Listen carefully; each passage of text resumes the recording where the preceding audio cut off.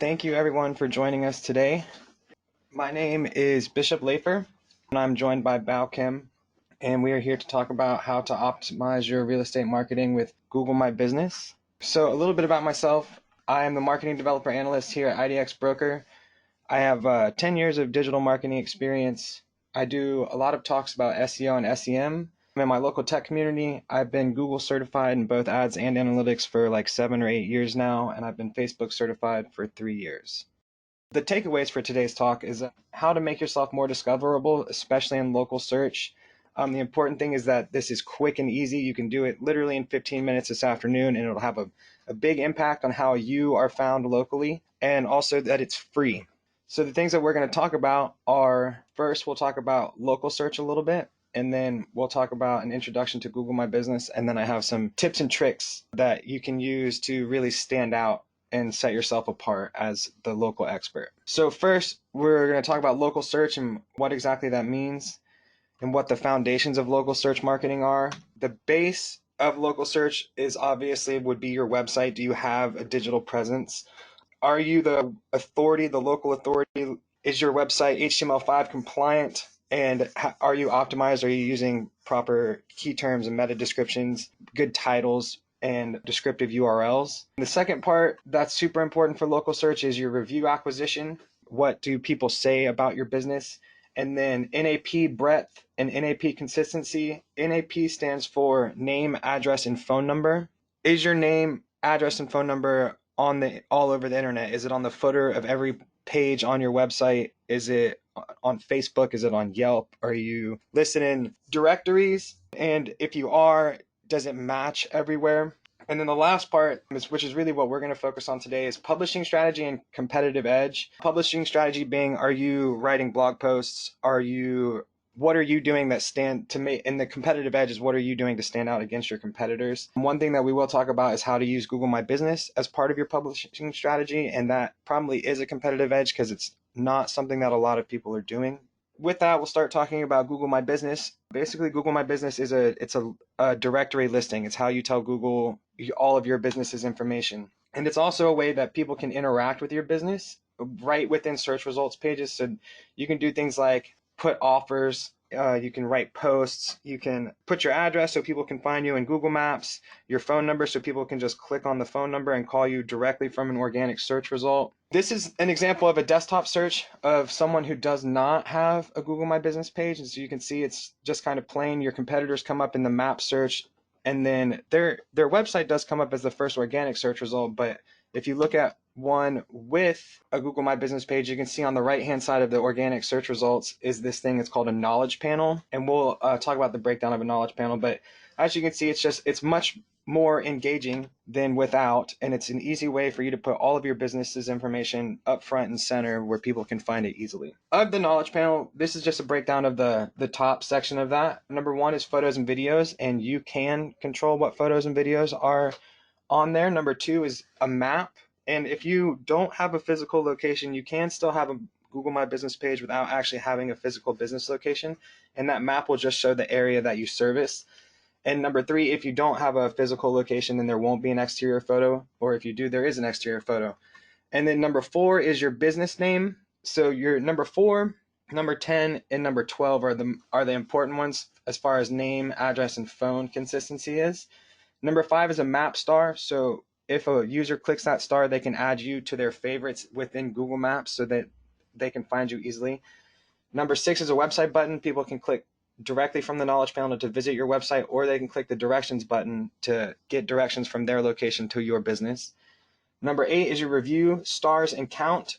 These reviews are pulled in from all over the internet: Facebook, Yelp, Google reviews. Anywhere that has the reviews in the proper markup gets pulled in. Number 9 is an editorial summary. So this is an opportunity for you to just get a little blurb about yourself in front of people. 10 is your address. 11 is your hours of operation. 12 is your phone. And then number 13 is suggest and edit link. Anybody can suggest and edit, but it can only be approved by you. And then number 14, which is the important one we're going to talk about a little later on, is Google Posts. And so that's an opportunity for you to put content, your own curated content, right into the knowledge panel.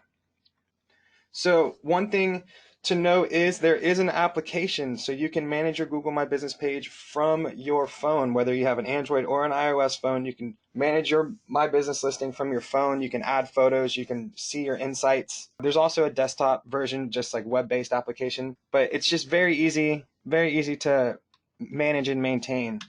And you also get some really cool insights from Google My Business that you can't find anywhere else. So the insights here would be total searches, how many times someone has called your business from an organic search results page, how many times someone has gotten directions to your business, where your listing was seen. Was it seen in search, organic regular search? Was it found on map search? All of those are metrics that you cannot get in Google Analytics or even in Search Console. So it's really cool. You can also see how often people engage with your business, how many reviews you get, how many times people look at your images that are associated with your business, and also how people interact with your posts. And you get a little bit of competitive metrics too. So you get a little bit of insight into how the same people who are interacting with you are interacting with your competitors. So it's a lot more information that you can use to make better decisions for your marketing.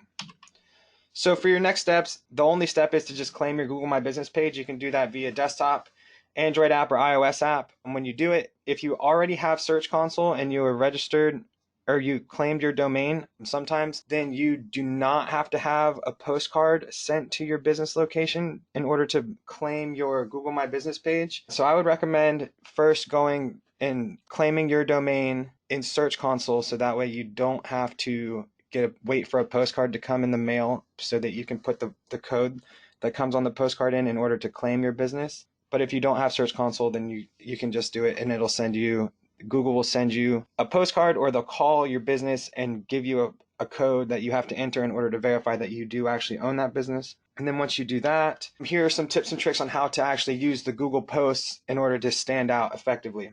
So number one is, when you do a Google post, you want to track your click activity with UTM tracking. This is important if you want to see that traffic in Google Analytics, because if you do not use UTM tracking on a Google post, then that traffic comes in under the source medium of Google Organic, and there's no way to differentiate whether it was someone who clicked on a post that you put into your knowledge panel, or if they just clicked on your URL in the organic search results page. And the UTM tracking being the highlighted with the background blue. So the UTM source, these are all dimensions within Google Analytics, so you can segment the traffic by these dimensions. So you can say segment by source of Google My Business, medium would be organic, and then campaign would be post. So there's a couple different places in the acquisition reports where that information is important. If you don't feel comfortable writing code, there's this really cool tool that you can use to build your UTM tracking URLs. You just put what website URL you want in, what you want to call your campaign source, your campaign medium, and your campaign name. And then there's two other parameters that you can pass in, but you don't have to. So the second tip I have is use images that are 750 by 750 pixels, and make sure that they are center weighted, so that if you are posting either like a headshot of yourself, your head doesn't get cut off, or if it's an image of a home, that you're not showing just the front yard or just the roof of the house. Instead, you get the full house. Next would be that only the first 100 characters show up in the knowledge panel. So the post can be up to 1,500 characters, but only the first 100 actually show up in the knowledge panel. So you want to make those 100 characters engaging and captivating, so that people actually click into your post and consume the rest of your content. And again, the Google posts show up in the knowledge panel in number 14. So this is where they go.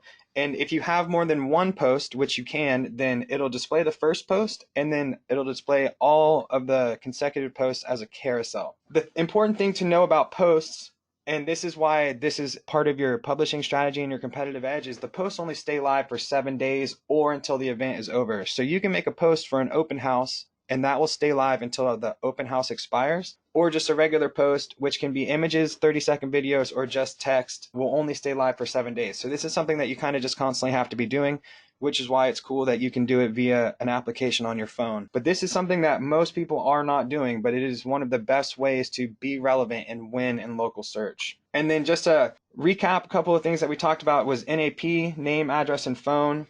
And then UTM tracking is urchin tracking module parameters, or 5 variants of URL parameters used by marketers to track the effectiveness on online marketing campaigns across traffic sources and publishing media. And then the knowledge panel, it's a type of rich results in Google search results pages that can show information about all kinds of things: businesses, people, animals, countries, plants. Such a panel appears on the right side of your screen in the desktop search results, and it shows details of a particular entity that you are searching for. That's all I had for today. Does anyone have any questions? Karen asked if you'll get a copy of the slides. Yes, we'll send out a follow-up email that'll have a link to the video and as well as a link to the slides. Leah asked, do you offer your services to agents to use to assist with this? I do not personally, and IDX Broker does not currently at this time. It is something that we've considered though. Karen asked, is there a way to keep the telemarketers to stop calling to verify our Google business page? Google will only call you once if you choose to have them call you. As far as other telemarketers, I think that people will just call your business no matter what. I don't have a Google My Business page, and telemarketers call my phone anyways.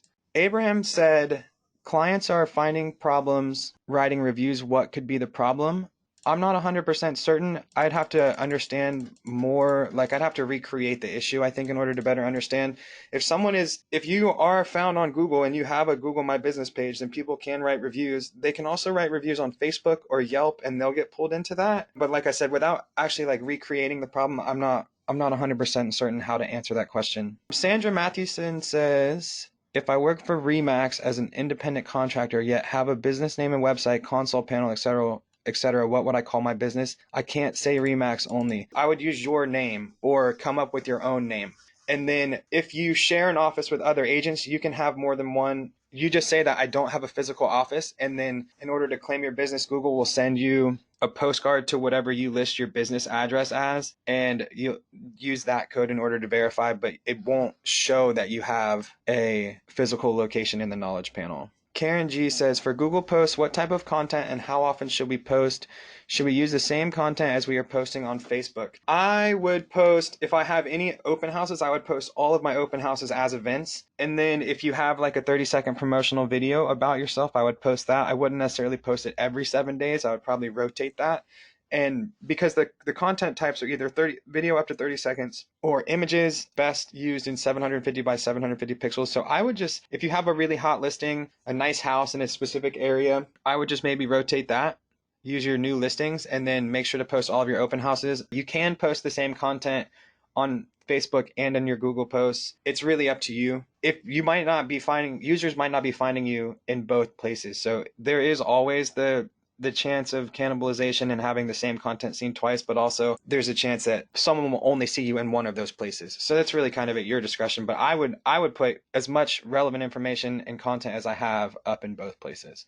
But publish on a schedule so that you're not over inundating your users with content. With Google posts, it's important to be there all the time. So like 1 post a week or 2 posts a week, something like that, or as often as you get a new listing. And with Facebook, your audience is already engaged with you for the most part, and so that's where the schedule is more important, and you would want to share links to your actual website on Facebook. So it's the strategies are a little bit different, but you can definitely have the same content in both places.